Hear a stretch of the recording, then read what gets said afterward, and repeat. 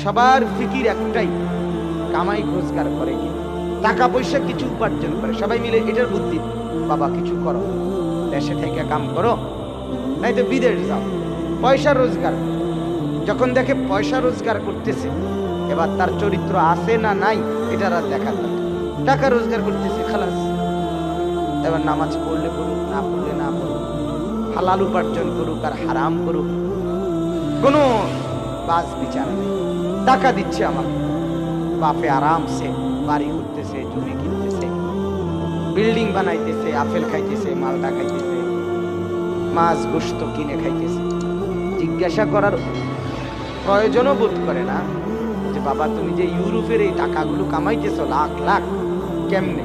এমনও তো অসংখ্য যুবক আছে, অসংখ্য আমাদের জানাশোনা, যারা একেবারে খোলামেলা বার, যেখানে সম্পূর্ণ উলঙ্গ নারীরা পুরুষরা জিনা ব্যভিচার করে, নাচে গায়, সেখানে মদের বোতল হাতে দাঁড়ায় থাকে, যতবার প্রয়োজন হয় তাদেরকে বোতল থেকে মদ সরবরাহ করে, এটাই তার চাকরি, এখান থেকে লাখ লাখ টাকা বেতন।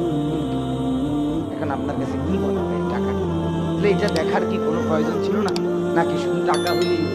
এরপরে গ্রিন কার্ড নেওয়ার জন্য, মানে নাগরিকত্ব, ইউরোপে অসংখ্য ছেলে চুক্তি ভিত্তিক বিয়ে করে ওই দেশীয় মহিলাকে, বাড়িওয়ালারা এটা জানে না, মেয়াদ ভিত্তিক বিয়ে করে, মানে কার্ড হওয়ার পর্যন্ত 2 বছরের 1.5 বছরের, মানে কার্ড পাওয়া পর্যন্ত। আপনি বলেন এরপরে টাকা রোজগার, এটা কি হলো? ইসলামে এর কি কোনো অনুমতি আছে? যাই হোক, আমি বুঝাইতে চাইলাম, উদাহরণ দিলাম। আর এছাড়াও আছে বহু কিছু জিনিসও আছে, আমরা জানি, মুখে বলার ভাষা। বিদেশি বহু মানুষ আলহামদুলিল্লাহ আমাদের সাথে কথা বলে, আমাকে আল্লাহর কাছে দাঁড়াইতে হবে, আমার জিন্দেগির পাই পাই হিসাব আমাকে দিতে হবে। এই অনুভূতি যখন কেউ ভুলে যায়, তার দ্বারা সব সম্ভব, তার দ্বারা সবই সম্ভব, সমস্ত গুনাহ নাফরমানি।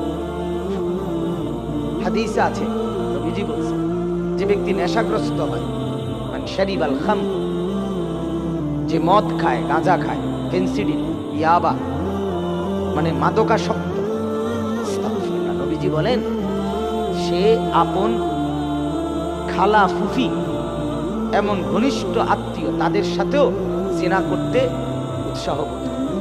ফাকাদ ওয়াকা আলা আম্মাতিহি ওয়া খালাতিহি, সে নিজের ফুফুর উপরে, খালার উপরে চড়াও, হয় খালা নয়তো খালাতো বোন, হয় ফুফু নয়তো ফুফাতো বোন, এমন কোন ঘনিষ্ঠ কেউ যার সাথে তার জিনা করতে মন চায়। কেন? তার তো কোনো বাজ বিচার নেই, তার তো কোনো চরিত্র নাই, আখেরাত নাই, পরকাল নেই, তার জীবন তো জানোয়ারের জীবন। সেদিন আমার শায়েখ আল্লামা মুফতি মুশতাকুর নবী সাহেব হযরত বলতেছিলেন চমৎকার কথা, যে মানুষকে যদি বোঝানো যায় যে তুমি বান্দর থেকে হয়েছো, যদি কাউকে বোঝানো যায় লাভ কি? লাভ হইল বান্দর সবার গায়ে চড়াও হয়,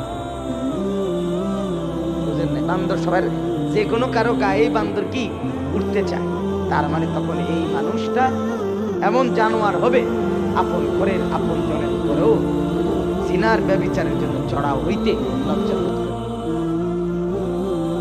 আমি তো বান্দর, ঈমান শূন্য, অনুভূতি শূন্য, বিবেক শূন্য,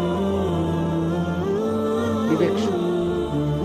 তো এজন্য বললাম, এক মানুষের জীবনের মূল মাপকাঠি, মেরুদণ্ড হইল আখিরাতের বিশ্বাস, পরকালের বিশ্বাস। যার যতটুকু বেশি, তার দ্বারা গুনাহ হয় তত কম। আপনি দেখেন আল্লাহওয়ালা, ফরহেজগার, বুজুর্গানে দ্বীন, আউলিয়ায়ে কেরাম, পীর মাশায়েখ, উলামায়ে কেরাম, ইমাম, খতিব, মাদ্রাসার তালিবে ইলম, অথবা নিয়মিত নামাজি যারা সাধারণ মানুষের মধ্যে, এদের দ্বারা অসংখ্য অগণিত গুনাহ হয় না। কেন হয় না? কারণ এরা বেকুব দেখে নাকি, এরা বেকুব, আমরা বোঝাই, আমরা বেকুব, আমরা বুঝি না কিছু। কেন? ব্যাস হলো 24 ঘন্টা আমাদের দিলে ভয় কাজ করে, আমার তো আখিরাত, আমাকে তো মরতে হবে, আমাকে তো হিসাব দিতে হবে, আমাকে তো আল্লাহর মুখোমুখি হইতে হবে। সেখানে আমি কি বলবো, সেখানে আমি কিভাবে বাঁচব? এই বিশ্বাস, এই অনুভূতি তাদেরকে গুনাহ থেকে বাঁচায়, আমলে উৎসাহিত করে। কনকনে শীত, ঠান্ডা, এর ভিতরে দিয়ে ফজরের নামাজ পড়ে। খামখেয়ালি কথা।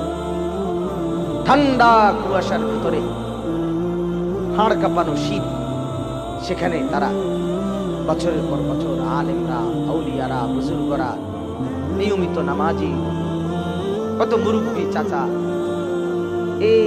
বয়স্ক লাঠি ভর দিয়া ঠকঠক করে কষ্ট করে ঠান্ডার মধ্যে ফজরের নামাজে যায়। অথচ 30 বছরের দামরা জানোয়ার জীবনে কোনোদিন সেজদা দেয় না। 25 বছরের তাগড়া, যার শরীরে যৌবন শক্তি সব আছে, কিন্তু এই জানোয়ারের মনেও হয় না আমার ফজরের নামাজ পড়া উচিত। কেন? ওই যে আখিরাত ভুলে গেছে। কি ভুলে গেছে বলেন? আখিরাত। দুনিয়া ঠিকই বুঝে, ইয়ালামুনা যাহিরাম মিনাল হায়াতিদ দুনিয়া ওয়া হুম আনিল আখিরাতি হুম গাফিলুন। আল্লাহ তাআলা বলেন, এরা তো দুনিয়ার বাহ্যিক অংশ, উপরের অংশ তো খুব বুঝে, কিন্তু আখিরাত থেকে গাফেল। আখিরাত থেকে এজন্য আখিরাত যদি কেউ ভুলে যায়, দুনিয়াকে নিয়ে ব্যস্ত হয়ে যায়। কোরআনে আছে কাফের, নাফরমান, পাপীদের মূল বক্তব্য আল্লাহ বলছে, ওয়াকালু মা হিয়া ইল্লা হায়াতুনাদ দুনিয়া। বেঈমানের মূল বক্তব্য কি? নাফরমানের মূল বক্তব্য আল্লাহ বলে যে নাফরমানের মূল কথা হলো জীবন কেবলই দুনিয়া। জীবন কেবলই কি? এটাই, দুনিয়াটাই। এখন যে আমি বেঁচে আছি, আরাম কিংবা ব্যারাম, সুখ কিংবা দুঃখ, আনন্দ কিংবা বেদনা, প্রাপ্তি কিংবা অপ্রাপ্তি, পাওয়া কিংবা না পাওয়া, চাহিদা পূরণ হওয়া কিংবা না হওয়া, সব এখানে। এখানে এটাই সুখ দুঃখ, এটাই আনন্দ বেদনা। না মুতু বা নাহিয়া, এখানেই মরবো, এখানেই বাঁচবো। অমা ইউহলিকুনা ইল্লা দাহর। আল্লাহ বলে, বেঈমান বলে কালের পরিক্রমায়, সময়ের আবর্তনে আমরা ধ্বংস হই। অর্থাৎ বাচ্চা হইছে তো হায়াত বাড়তে বাড়তে সময়ের আবর্তমানে একদিন শেষ হয়ে যায়, নতুন কেউ জন্ম নেয়। এখানে আলাদা কোনো নিয়ন্ত্রণকারী কেউ নাই। মানে কেউ একজন আলাদা, যিনি জীবন দিচ্ছে, যিনি মৃত্যু দিতেছে, এডি কেউ নাই। এটা এমনি ওই বেলের মতো আর ঘুরে আনি, ঘুরতে ঘুরতে কেউ মরে যায়, কেউ হইয়া যায়। ভাই এমন একটা হাসি দিচ্ছে, মানে বুঝাইছে এটা এরম বেকুবকি মানুষ হয়নি। ঠিক কিনা বলেন না? আপনার এই হাসির অর্থ এই না যে এরম বোকা কি মানুষ হয়নি। এরম বোকাই নাস্তিক, মুরতাদ গুলো, ইসলামের দুশ্মন গুলো এমন বোকা। এরা এমন বোকা। এরা আল্লাহ বলতে চায় না, এরা প্রকৃতি বলে। এটা প্রকৃতির খেলা, এটা প্রকৃতির কারসাজি, এটা প্রকৃতির লীলা খেলা। প্রকৃতি কি? কায়নাতের সবকিছু আল্লাহ করছে না। আল্লাহকে বলতে, আল্লাহ বললে সরব, আল্লাহ বললে আধুনিকতা থাকে না। এজন্য বানায় নিছে এটাকে প্রকৃতি। অর্থাৎ আল্লাহর কোন নামের অর্থ প্রকৃতি নেই। আল্লাহর যতগুলো নাম আছে, কোন নামের অর্থ কি না? প্রকৃতি না। আল খালিক, আল মালিক, আল কুদ্দুস, আসসালাম, আল মুমিন, আল মুহাইমিন, আল আজিজ, আল জব্বার, আল মুতাকাব্বির, এই যে আল্লাহর নাম, এগুলো একটার অর্থ কি না? প্রকৃতি। তাহলে প্রকৃতি খেলা, প্রকৃতির খেলা কি? দেখি ফুটবল খেলে। প্রকৃতি কি? আবার যা করছে তো আল্লাহ করছে। কে করছে বলেন না? আসমান ও জমিনের মধ্যে যা হচ্ছে তো কার ইচ্ছায়? আল্লাহর ইচ্ছা।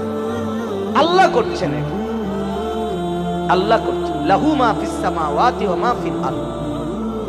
তো চলেন, আমার মূল বিষয় বোঝানোর উদ্দেশ্য হলো এই কথাটা।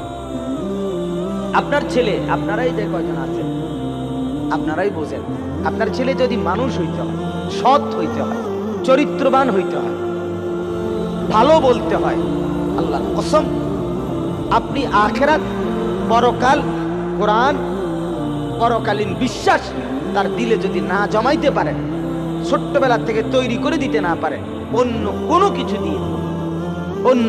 কিছু দিয়ে সে সৎ, সভ্য, ভদ্র মানুষ হইতে পারে।